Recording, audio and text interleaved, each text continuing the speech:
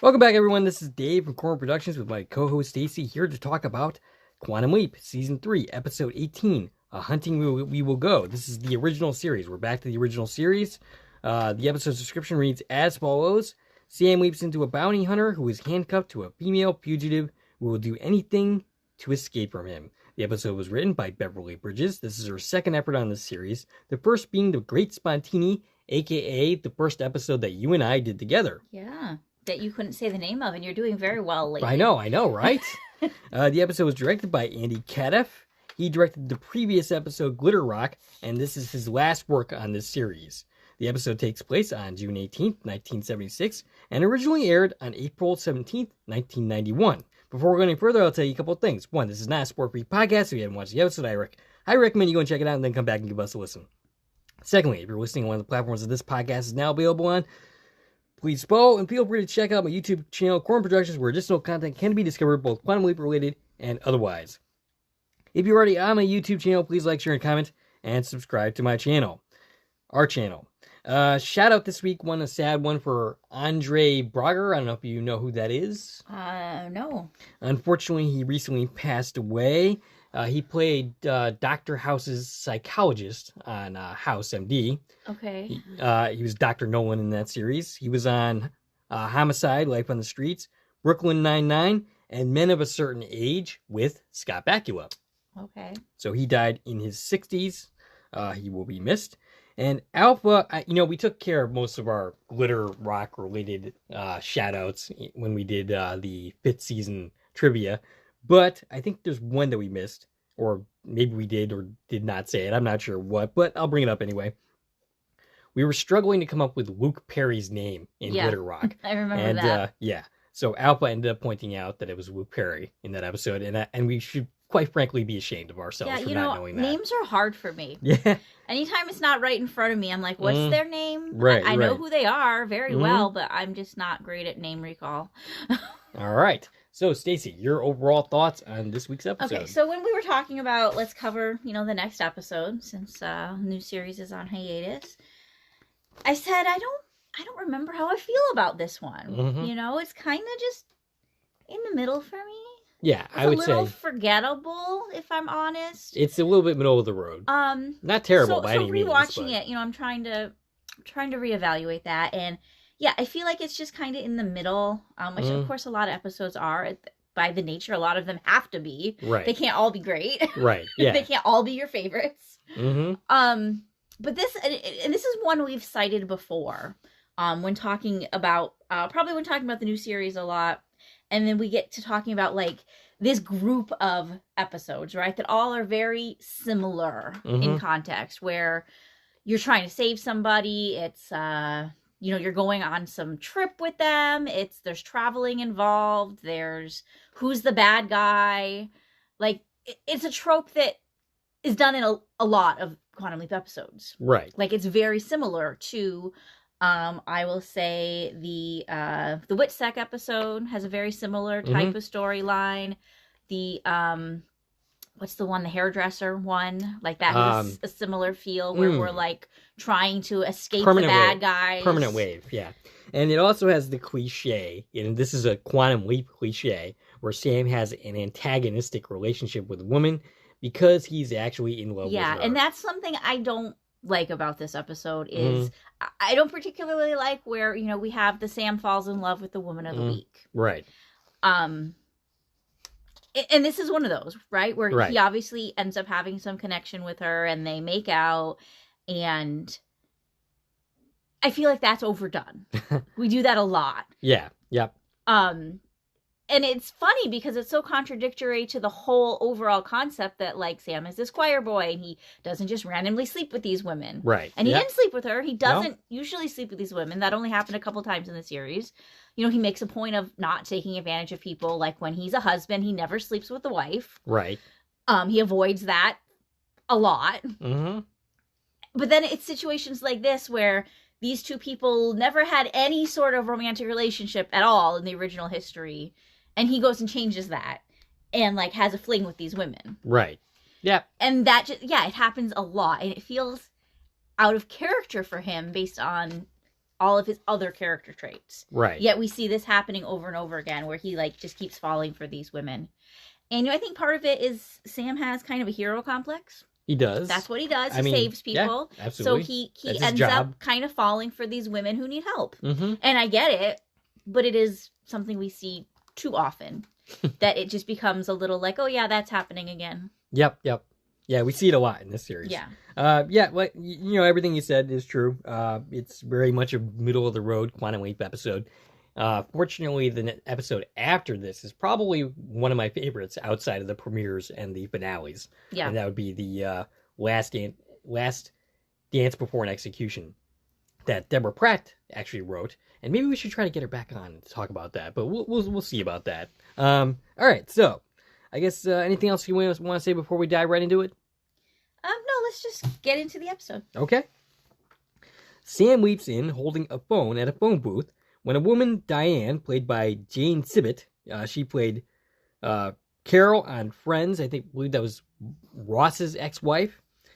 She was on an episode of Briscoe County Jr. And Arrival 2, which the only reason I'm bringing it up is I didn't even realize there was an Arrival 2. The Arrival was a Charlie Sheen vehicle, and I didn't realize that that movie had a sequel. In total, she has 53 acting credits. So he realizes he's handcuffed to her, and soon after she calls for help, claiming he's an ex-husband who is going to kill her. A confused Sam is soon held by these very big men, and he says, "Oh boy," and we have our credits. Yeah, and it's funny because, Sam has no way of knowing, is she telling the truth? Mm-hmm. Am I kidnapping this woman? Right, he doesn't even know. What's going on? And we get back to that, when we come back after the credits, is you've got the men trying to figure out what's going on. Sam's trying to figure out what's going on, and the lady's just like, yeah, he's bounty on her. Yeah. Like, yeah. He's like, I'm a what? Yeah. They end up pulling that out of his pocket by accident. She's trying to get the keys. They're like, oh, we're gonna get the sheriff, and of course, knowing where this is going, she's like, no, I don't want to bother anybody. Right. I'm claiming this man's trying to kill me, but don't get police. Right. Yeah. Just go in his pocket and get the handcuff key so I can run away from him. Because that's logical, right? Yeah, if you absolutely. were being kidnapped and you think they're gonna kill you, you just help me run away. That's great. Yeah. So he takes out the warrant, and they all realize that she's basically in trouble for embezzlement. And Sam's like, "Oh my God, you're a crook!" And then they're trying to figure out, "Oh, well, that makes you oh yeah, what does that make me?" And then he's trying to figure out along with them, right? And it's really funny. It was a funny moment, yeah. Yeah.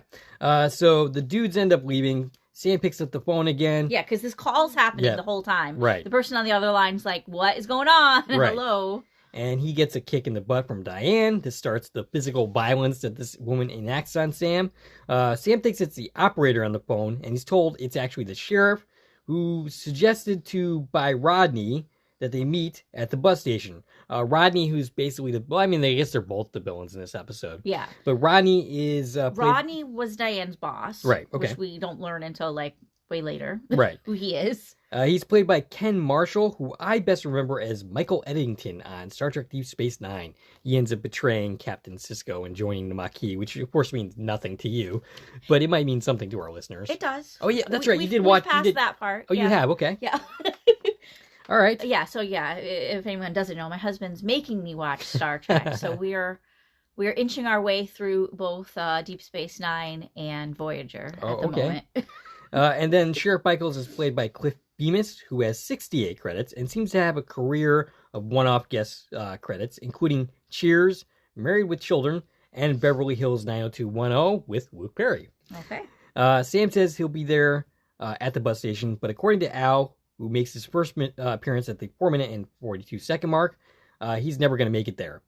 Al has Sam continue to talk on the phone so they can, talk and cover for the fact that he's talking to nobody. Sam ends up complaining about the abuse. Diane calls him a wimp, and Sam asks Al why he's there. And he's told he's Gordon O'Reilly, bounty hunter, who's got, Diane Frost is basically complaining about her feet hurting at this moment. Yeah, she's a bit of a complainer. Yeah, she's not fun to be around. Al makes his first of many references to Diane reminding him of his fifth wife, Maxine. Yeah, he can't get over how uncanny the resemblance is. Right, and he brings this up at least 20 times. Yeah. And he starts going on this remembrance, this nostalgia trip, remembering how he first got together with Maxine, and Sam doesn't really care.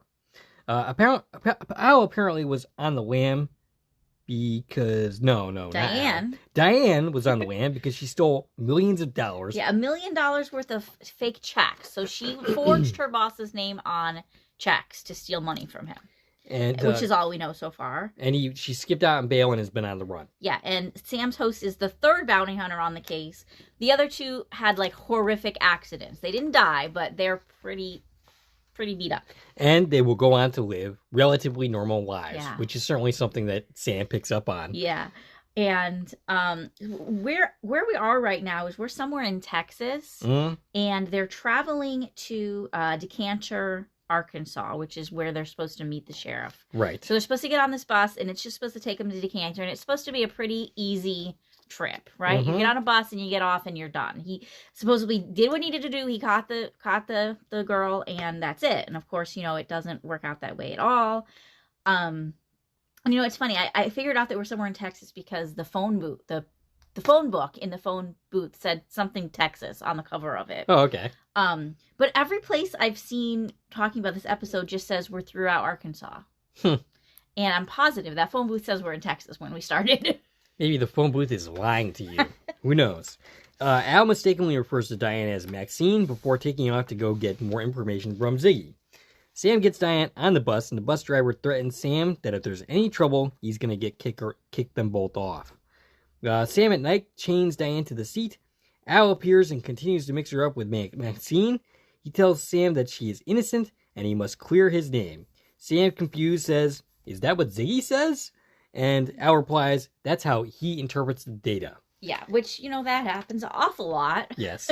Sam, annoyed, tells him, "Could you just tell me what Ziggy said, please?" And, it's refreshing after watching the new series compared to this episode in this series that Ziggy is somewhat of a presence here, whereas he's not so much she is not so much in the new series. Right. And Ziggy says there's a 99% chance that... 99.9%. Yes. Oh, yeah, that's right. That Diane stole the money. But Al thinks it's similar to Maxine, who he divorced because he was 99.9% sure she was cheating on him. Okay, so if Al ever came to me and said, I think my girlfriend or wife is cheating on me, I think I would just laugh at him. Because he's he's hardly one to talk. Right. Those who live in glass houses should not throw stones. Yeah. So he thought Maxine was cheating on him. He realized after the divorce that he was wrong, and apparently was not able to fix that relationship. I mean, I think you would try to do that before you got divorced. Yeah, well, it was until after the divorce he realized he was wrong, Right. So I'm sure he tried getting her back. How did he figure that out exactly? He doesn't get into that. They didn't get into that. Maybe Ziggy told him. Oh, okay. So Ziggy told him that there was 100% chance that he was actually wrong about Maxine cheating on him. Okay. So, but Ziggy's saying there's 99.9% chance that Maxine did steal the money. And you know what? Ziggy is right. Yes. Like, Ziggy's not saying there's 99.9% chance that she's this evil criminal. Right. We're saying that she took the checks, and she did. Yes. I mean, she did do that. Mm-hmm. Even though... we'll come to find out in the end, she doesn't even end up, getting charged with anything, which is kind of ridiculous. Because even though she had good intentions, it was still a crime to, forge checks. Yes, that's true. But if you're stealing money from a criminal, I mean, I don't know how that all works out. She still should be liable for something. I mean, she could make a deal where she, basically... Yeah. Yeah. They could have done that, but they didn't say that happened. They were just like, all charges were dropped. Right. So yeah, she's on the bus, and she's got the window open, which is going to come into play in a minute because she's claiming that she's very motion sick and she's kind of hanging out the window. And I wasn't really sure if I could tell, was she being legit? Is she having motion sickness, or is this all part of some long con that she wanted this window open? Did she know all along what she was doing and she was just trying to escape? Yeah, I'm under the impression that there's nothing that she says in this episode that you can trust, except for maybe towards the end of the episode. Yeah. So I don't know. I think this is another part of the same long con that she tries to pull every single time. Every single time that you think you can trust her, it turns out that you cannot trust her at all. Al discovers from Ziggy that tonight the two of them will get killed, and according to history, Diane will shoot him and then gets killed trying to escape. Yeah. Shot by who exactly? And shouldn't we have already learned this? When Al was like, yeah, you guys don't make it there. Right. Well, shouldn't you have at that point been like, you don't make it there because you die on the way? I would think so. It's just like, yeah, you're not going to make it there. Let me go. I'll come back later and tell you more. Like, get on the bus. You're not going to make it off the bus, but I'll tell you later. Right. So, yeah, I mean, I didn't say Ziggy was perfect in this episode, but, certainly better than in the current series. Like, would Sam have asked, well, what happens? Right. Should I not get on the bus? Right. Like, maybe the bus is in a horrible fire crash is the reason you don't make it there. I mean, maybe. I feel like you needed more information right off the bat here. Yes, I agree. Al ends up departing. Sam returns to Diane, and she's trying to escape, of course, and he just gives her a look, and she stops. And he accidentally knocks off a guy's hat, who gets offended by that. But then Diane does it on purpose, starts a fight, and gets them kicked off the bus. By throwing his hat out her open window. Right. Ooh. I don't know that she had that planned, but I think she was planning some kind of escape. She was hedging her bets. Right. Sam to the heavens ends up complaining about a situation and concludes that that life can't possibly get any worse than this. And that's just before the weather decides to thunder and lightning. And apparently this weather in this area went to this school for dramatic irony. Because it has perfect timing here. Yeah. Well, if Al the bartender is gone, then he's purposely teasing Sam here, right? Maybe. I mean, that's possible. Sam says it couldn't get any worse, and he's like, yeah, let me show you how it could. Yeah. By the way, that's the type of thing that you should never, ever say out loud. Because you're just tempting the fates to screw with you. Especially if you're in a TV show. Right. I mean, even in real life, you shouldn't do it. But, to each his own. So they end up finding a barn. Diane attempts to seduce Sam. Sam resists. They almost kiss, but Sam pulls away and puts her on the other side of the barn, but she manages to slip away. They wrestle. Yeah, she ends up loose. They chase each other around. They end up on the loft, up on, like, the second floor of the barn. Al appears to help him through the situation, telling him, oh, yeah, get rid of the ladder, and then climb up there, and blah, blah, blah.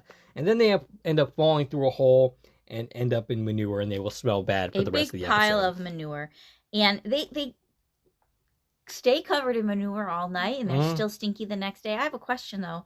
It's pouring outside. Right. You know that. We've already covered that. It's raining. Right. That's why you're in the barn. Mm-hmm. Why don't they just go outside and, rinse the manure off of them? Yeah, I'm not sure if that would totally get rid of the problem, but it would help. Yeah. And they're still like, I have active manure on my face by morning time. Right. I mean, I think being wet and cold is better than being covered in horse poop. I mean, I certainly agree with that logic. I would definitely choose the latter over the former, that's for sure. Or did I say that even right? I don't know. Yeah, whatever. So Sam ties her up. Sam complains some more, and Al is convinced that Sam is falling in love with her. He argues with Al within earshot of Diane about being in love with her or not, and she's responding to this. And she, at this point, if I were Diane, I would be like, what exactly is your deal? Like, what are you talking about? Yeah, like you're a little crazy standing over there talking to yourself. About being in love with me and this and that. Al says he's showing the stages of being in love by his book. He doesn't want Sam to turn her in, but Sam says Ziggy might be right for the first time in his life, and she belongs in jail. Yeah, and I appreciated that. Yeah. Sam acknowledging how wrong Ziggy always is. Right, yep. To the fact that, we have this supercomputer that's supposed to tell us everything, and it literally, like, we follow it in life and death situations telling us what to do. But it is wrong more often than it's right. I would give it... There's, like, this just hilariousness about that. And it holds true in the current series. Oh, it absolutely does. Like, Ziggy's always wrong. I would give the odds at 99.9% chance that Ziggy is wrong in any situation. Ziggy's wrong, or Ziggy just doesn't give you enough information. Mm-hmm. Like this, saying there's a 99% chance that she's took the money. But shouldn't Ziggy have just been able to tell us the whole story? Shouldn't Ziggy had been able to put all these pieces together? Because Ziggy's this amazing supercomputer that knows everything. Yeah. Apparently that could use some work. So when Sam ever returns home, he should help Ziggy with that. So Al dramatically says that Sam is wrong, and he's going to prove it to her. And Dean Stockwell's delivery here is just really weird. I don't know what's up with the way he says, "You're wrong!" But anyway, Sam asks if she wants to sleep in the chair or in the hay. She says, "Hey," so he tips her over, and she yells, "Hey!" Maxine? It doesn't look too comfortable. No. Being tied to a chair, tipped over in the hay. Well, I guess you shouldn't commit crimes then. Maxine tells Sam that Rodney was running a scam. Diane. Did I say? Wow. Yeah, you're pulling it out. Wow. I'm even confusing her with Al's ex-wife. Okay. So Rodney was running a scam. She's innocent. Sam indifferently says that that's up to a judge and jury to decide. And she tells him that in Decatur, where they're going, Rodney owns the town. Sam's too tired to care and tries to go to sleep. Rodney and Sheriff end up talking to the bus driver, and they find out what happened, which was that Sam and Diane were kicked off the bus. They talk about the situation for a little bit. The sheriff decides to do something to help out the situation. Yeah, they're going to go call somebody, do something, put out an alert. They're looking for him. And then they're going to go have breakfast. Yeah. In the morning, Sam and Diane are trying to hitch a ride. Diane says that no one will pick them up with the handcuffs. Sam reluctantly agrees to take them off. Very stupidly takes them off. Yes, Sam is really kind of stupid in this episode. Yeah. I mean, it's certainly not the only time Sam's been stupid, that's for sure. Sam wonders if he's doing something wrong with his thumb. She says he's not presenting himself with charisma. He laughs at her, and then she's basically taking off of her dress. That's not charisma, by the way. Yeah, she unbuttons her top, and that manages to get someone to stop. But she uses this opportunity to try and ditch Sam, and he falls into a puddle, and she drives off in the car. Again, telling this man that he's like a kidnapper. Right. And, so Sam is 0 for 2 so far this episode. Actually, I think even less than that, but, Al appears to tell Sam to get out of the mud. Sam wonders, and, I'm glad Al was here to tell him to, stop rolling around in the mud and to get up. Right. That's what we need Al for. Sam wonders why he's screwing up the leap. Al says, if she gets away, they are both going to die.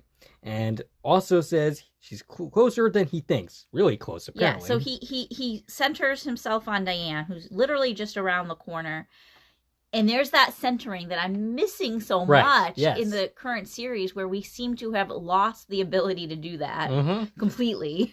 And, if I were Diane, wouldn't you want to get even further than this? Well, of course she does, but what Al assumes is that the driver must have kicked her out because she smelled like manure. So as quick as she started this ride, he was like, you know what? Nah, and ditched her just up the road. But yeah, instead of continuing to walk, she's just around the corner trying to get another ride. Right. Sam sneaks up on her and ends up grabbing her, and he ends up in some prickers to top things off. At a hotel. Yeah, they made their way to a motel, which reminded me of another episode. I was talking about how there's this whole string of episodes that just feel very familiar, and sometimes it's just little tidbits. Like this reminds me of what's it called? Maybe Baby? Yes, Maybe Baby. The baby episode where they end up at a motel, a very similar motel, just trying to deal with their journey, So Sheriff Michaels is on the way. Sam gets a room. And where did Sam get his phone number from exactly? I'm not sure. Maybe it was in his wallet or something. I don't know. He definitely didn't have it on his cell phone or anything like that. Yeah. How do you know who to call? Right. So they bicker some more. They go into the lobby. Diane continues to be a pain in the butt. She's telling Sam to basically buy the store, and she's using this as a pretext to steal a gun in the shape of or a lighter in the shape of a gun. I wrote that wrong in my notes. Yeah, if it was a lighter in the shape of if it was a gun in the shape of a lighter, that would be pretty cool. That sounds like some James Bond. Yeah, I was just about to say that. The hotel desk woman confuses them with honeymooners. Yeah, and how would they are covered in manure? You're like, oh, honeymooners, yay, you smell like horse shit. You know what? If I'm a hotel desk clerk, I'm certainly not going to judge, what people do to get turned on. Whatever you want to do. I mean, that's up to you. I don't judge. Okay, so... You seem very presumptuous to be like, oh, you must be honeymooners. I mean, I guess the way they're acting, I don't know. But I think they would be nicer to each other if they were honeymooners. But in the room, they're watching The Bionic Woman. Yeah. She's a fan of this series, apparently. They've already washed up. They're all clean now. Their clothes are drying, so they washed their clothes in the sink or whatever. The clothes is drying. They've eaten. They look like they're doing pretty good. They're just kind of chilling. And you know, it's funny because we were told the sheriff's going to be there in an hour. So they only had 1 hour from the time they got the room to the time that the sheriff gets there. They accomplished a lot. Yeah. Between the cleaning and the eating, and your clothes are dry. Like, clothes don't dry that fast. I mean, that's certainly more productive than I ever am in an hour. Right?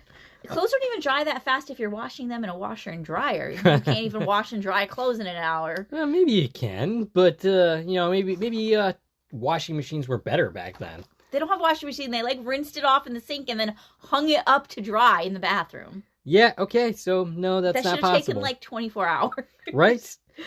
So they're basically in their underwear. Yeah, and they're watching the TV, and she says, you know, she really wanted to get into law enforcement. And, you know, Sam's like, well, you know, the way to not get into law enforcement is be a crook. And they go back and forth. Sam, you know, she's trying to convince Sam of the scam. Yeah, she admits that she forged the checks. Right. But says that Roddy stole the money from retirees. He swindled the money out of them, including her mother. Her mother's one of the victims. And she was his accountant. And when she realized what was happening, she forged the checks to get his clients their money back. Right. And she felt that this was an opportunity to do something great for the first time in her life to make a difference. She says the money is hidden, but Sam still doesn't believe her, even though this is actually one of the few times that Diane is telling the truth. Right. But, you know, the boy who cried wolf. Right. Yeah, you can't believe it. The boy who cries wolf, because then you get gobbled up. That's why you shouldn't lie. Yeah. Anyway, Diane says if she goes to Decatur, she's as good as dead anyway. Well, yeah, because he says if you don't come back with me, you're gonna die. Right. She takes that. She doesn't. She should be like, what the hell are you talking about? Right. If I don't come back with you, I'm gonna die. Right. But she takes it like, oh, I'm good as dead anyways. They're gonna kill me. So right. She never questions him, like saying, oh my God, you're gonna die if you don't come with me. Yeah, that would be somewhat of an overdramatic statement. That yeah. If you hear someone say that to you, you're like, what the heck are you talking about? Right. But she definitely does not do that. Sam in the bathroom moans in pain. Diane offers to help, which Sam is resistant. She asks if she's worried about him biting her. And no, according to Sam, he's already been kicked, punched, stabbed, thrown into bushes. And so no, he's not really necessarily worried about her biting him. So he ends up unchaining her again. She actually massages him. But he was smart this time. He at least moved the lamp. He was like, I'm moving any potential weapons out of the way. Right. They end up play fighting and kissing passionately. Sam pulls away. They go back at it. And then she goes to the bathroom. And at this point, it's like, wow, she hasn't tried to do anything violent or try to escape. Yeah, and basically she was like, oh, you still don't trust me. And that's when she stopped and she's like, I'm going to go check on my dress. Like, she was disappointed that he didn't trust her. Like, imagine that he doesn't trust you. I know, right? And soon she, you know, tries to escape out the bathroom And, you know, window. I feel like when she went to the bathroom, that wasn't her intent, right? No. She was looking around and she was like, what are you doing? You know, and she puts on her dress. And then she sees the window and is like, okay, I need to get back to what's best for me here. And what's best for me is not to stick around. Right. So Sam ends up finding her. She uses the fake gun to get him to chain himself up to the wooden railing thing. Yeah. But the gun, of course, turns out to be fake. Yeah, this is when she reveals that it's a lighter. Yep. And she says she stole it, so she's actually committed a criminal act in her mind. Yeah. Stealing $1 million is not a criminal act in her mind because she's basically playing Robin Hood. Right. She was giving it back to the people who it should have belonged to. So she ends up rounding the corner. She pays the lady for the gun. And then Sam reveals that he managed to get free. And he's still basically attached to this posting. Like broke the wood to get free. And I'm assuming he's going to end up having to pay for the damages for that. Right? Yeah. But it's not his money anyway, so. Sam notices her pain. Oh, yeah, okay, I already said that. This is when Sheriff Michaels arrives, and she ends up taking off with him. The sheriff arrives just in time to see all of this happening, and Diane goes in the police car, and Al comes. Yep. Al appears to say that Diane is going to die in 20 minutes. That's an oddly specific time frame from Ziggy. Yeah. Can't know that. Ziggy always knows the details, just not the context. Right, yeah. Ziggy says she is shot trying to escape. Sam wants Ziggy to center in on the sheriff, and he thinks Rodney is going to be close by. Closer than he thinks. Yeah, you didn't see Rodney in the car when you put her in the car. Right, yeah. Or was he waiting down the corner, they picked him up? Yes, maybe that terrible feeling is that he saw him in the car. Maybe. So she's in the car, being tortured by Rodney. Al appears. The sheriff seems to stick up for him. Uh-huh. What were you going to say? No, go ahead. Okay. So basically the sheriff seems to stick up for her. But then it turns out that, no, he just doesn't want to, damage her to the point where she can't tell him where the money is. Yeah, but clearly the sheriff and Rodney are working together. Yeah. The sheriff tells her, if you tell us where the money is, I'm going to let you go. Mm-hmm. So he's not trying to take her in. Right. He's trying to get the money. Right. Because Rodney obviously cut the sheriff in on this deal. Mm-hmm. Like, let's find my money and I'm going to take care of you. Right. He doesn't give a crap about arresting this woman. Mm-hmm. So Sam is following after them in a truck. Mm-hmm. Whose truck did he just steal? That's a good point. That's not addressed at all. He just got in some truck and started following them. He did not have a vehicle here. Right. No, he did not. He just stole somebody's truck to chase after the sheriff. I mean, it's good for a good cause, and it's certainly not the first time that he's committed. I wonder if there was some cut scene or something where somebody's like, "Hey, that's my truck," or "Hey, can I borrow your truck to go after this woman real quick? I'll bring it back, I promise." But I doubt it. Okay, so she eventually reveals that the money is at the train station, but she won't say anything. It's at some place called Travel Town, right? Which, it's a train yard, and I was thinking, are these active trains, or is this that was a little confusing. Train museum? Right. Because otherwise these trains would be moving and then have the money on them when they're moving. Yeah, I think it's more like a train museum. It's just like they're here for people to come look at. Mm-hmm. So Al goes back to Sam. Sam thinks she's innocent because of the lighter situation. He now believes her and gives the entire story that Diane has been telling him since the beginning. Right. It's because, since she went and paid for the lighter, obviously it's not her nature to be a criminal. Right. Okay. Sure. Sure thing, Sam. And they originally ended up killing the bounty hunter. Diane, that's what they figure out anyway. And Al is like, and you're going to end up dead too if you don't figure out a plan. Right. Diane, with her kidnappers, gets to the... one more thing here. So in the car, Al decides to flip over to the other side. That's pretty distracting when you're driving. That could have easily caused Sam to go, ooh, and got into an accident. Diane takes her kidnappers to the train station, which is closed.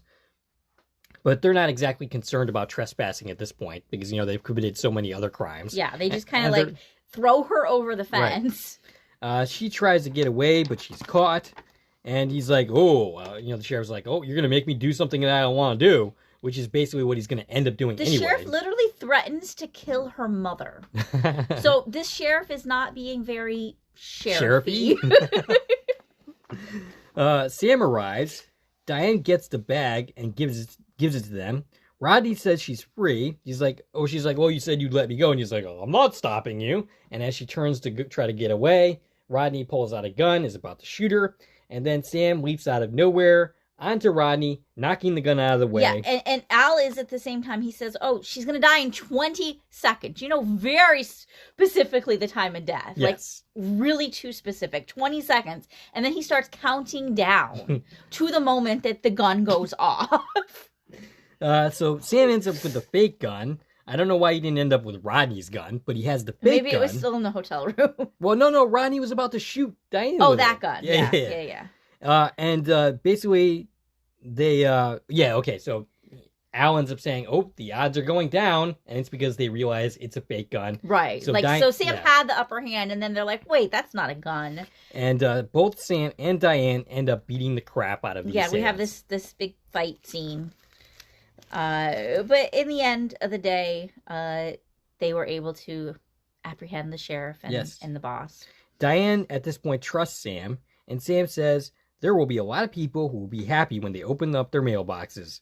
Al gloats about him being right, and good for him. Yeah, so they go to the mailbox, right? Yep. And we see that it's not a bag of money, it's a bag of letters. Mm-hmm. So it's stamped, addressed, ready to throw in the mailbox mail to return this money to their rightful owners. Right. Now, what's in those envelopes?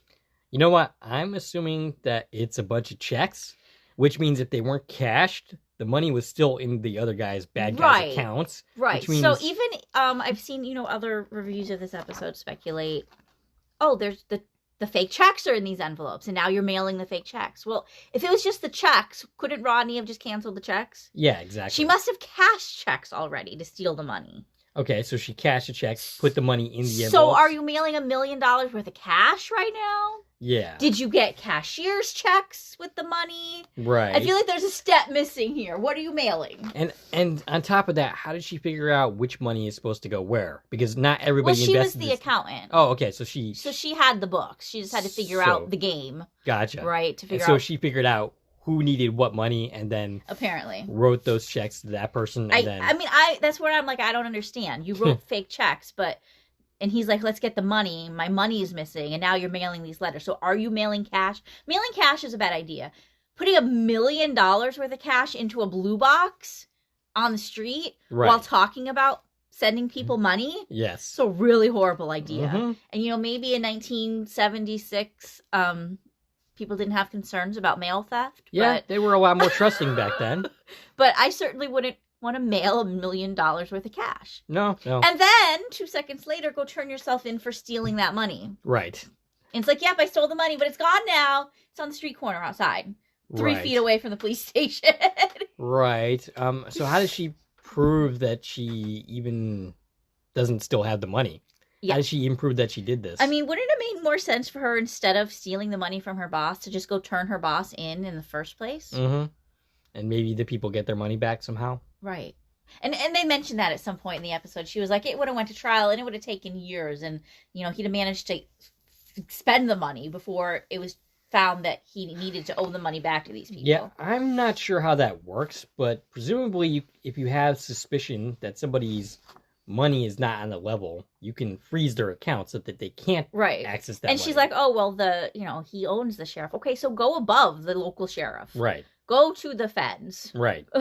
You had legal courses of action here other than trying to forge $1 million worth of checks. Right. And she's really lucky because, Al tells us that all charges are dropped on Diane. And Rodney and the sheriff get 15 years in the pen. Oh, not to mention, mailing fraudulent checks is also a crime. Right. So are the checks in the box? And if the checks are in the box, Rodney's a really horrible businessman because you could have just canceled the checks. Right. The whole thing is just a little wonky that I'm not understanding the actual dynamics of what's happening with these letters. No. But, oh well.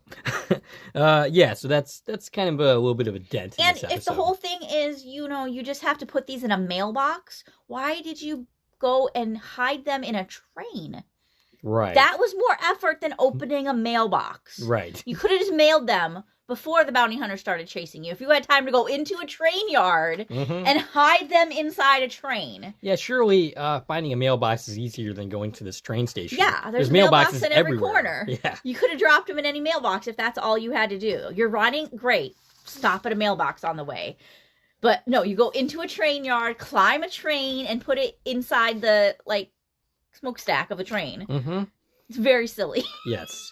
But all's well that ends well because, the charges are dropped against her. They end up sharing a kiss. Sam wonders why he hasn't left yet. Diane thinks he's talking to her. And Sam suggests jokingly that she could be a bounty hunter herself. She's like, you know what? That's a good idea. And Sam's like, no, I was just kidding. And she's like, oh, what are you worried about? The competition? She takes his hat. And as it turns out, she does end up becoming a bounty hunter, and probably one of the best in the business, according to Al. Yep. And that's where Sam leaps. And Sam leaps. So was his main goal actually to get her to become a bounty hunter? Maybe. And that's why he left after that moment, not actually like when the money was saved or whatever. Or maybe that was just a secondary goal. Who knows? It's always a little like cloudy, like, oh, well, what was the actual point of this leap? Well, I mean, she was originally going to die. Right, so he first saved you have to her save her life. life. Yeah. But he didn't leap immediately after that happened. He didn't leap until he suggested she become a bounty hunter. Which, they're pretty making it obvious that maybe that wouldn't have happened if he didn't make that comment. Right, probably not. And, this is one, actually, we talked about this episode during the new series when we covered A Decent Proposal. Yes. The Justin Hartley episode. Which, of course, it's comparable to this because it was about bounty hunters, right? So that's the bounty hunter episode. So we compared it to this one at that time. And I feel like they missed an opportunity to bring up Diane. Yeah, they could have. Yeah, because it was in the 80s, that episode, and we were talking about bounty hunters and the history of this family that was all bounty hunters. And I remember at the time, because at that time it was still early in the series, and I was like really looking for these hints to the original series, right? Yeah, you were obsessing about it. Well, because they gave us one real early in episode 2. We got a super Easter egg to an original series episode that was never like brought up within the series. So I was looking for all these, these deep cuts, and I remember being like, okay, are they going to mention this woman? Like, and it would have been a great opportunity for Diane's name to be mentioned or shown on a piece of paper somewhere in the bounty hunter office. Right. Like where we were looking at records and stuff. And I feel like that was a missed opportunity since they're obviously mirroring the concept of bounty hunter. Like Quantum Leap's done that before. Right. Yep. So you should be looking at this episode to, maybe find a place to stick an Easter egg. Yeah, outside the second episode of the series, I mean, they have some callbacks, but they don't have like direct callbacks in the new series. To like specific little moments like that, like they did in Atlantis. And I feel like that's a missed opportunity. I wish they would do more of that. Like, I don't need you to have these all-out giant plot lines all focusing on the original series. Like, I'm never going to complain if you do. Right. But it'd be nice to have more little Easter eggs like that. It's just fun, I think. I agree. There's these little details that, you don't even have to draw attention to it in the episode, but let us find them. Right. Eagle-eyed observers will find them, like yourself. Yeah. All right. So, do we have anything else to say about this episode? I don't think I do. Like we said, it's an all right episode. I don't have any, like, real problems with the episode. Like I said, some of it's a little silly. Right. Sam falling in love with her is a little, like, whatever, but it's an all right episode. Yeah, well, the next episode up after that is Last Dance of Execution, which is, like I said, one of my favorites outside the premieres and the finales. And then we have an episode that is, I think, might top the Portrait of Troyan for the worst episode of the series for me. Which one is that? Is that Bobo? That's Heart of the Champion. Oh. Bobo doesn't happen until the fourth season. Okay. Heart of a Champion. That's the wrestling episode. Yeah. It's funny because I didn't feel much about the wrestling episode until my last rewatch. Yeah. And I know we're a little off topic to mention this now, but since you brought it up, I had more appreciation for it the last time I watched it, which was, when my husband was doing his first watch through the series. And it was after seeing the current series episode, what is it, Someone Up There Likes Ben? Someone Up There Likes Ben, the boxing episode. And after rewatching this wrestling episode, I realized that it much more closely followed the original series wrestling episode than the original series boxing episode. Gotcha. And I saw a lot of parallels between Somebody Up There Likes Ben and Heart of the Champion. Oh, okay. And in all of that, I had a new appreciation for that episode. Just kind of like looking at it again. Well, so maybe when you get to it in this rewatch, you'll have some new opinions. Maybe, perhaps. All right. So, Stacie, we want to hear from you. What do you think of the podcast? So on and so forth.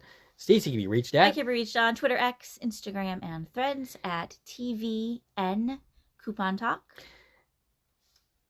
If you like this video and want to support the channel, there are a number of ways to do so. You can follow me on Twitter at Core Productions. You can join one of my Core Productions Facebook pages. You can buy something from the Core Productions store on Zazzle. You can buy me coffee, which is a new way to support content creators such as ourselves. And of course, you can like, share, and comment on this video as well as subscribing to our channel. This is Dave and Stacie from Core Productions, signing off.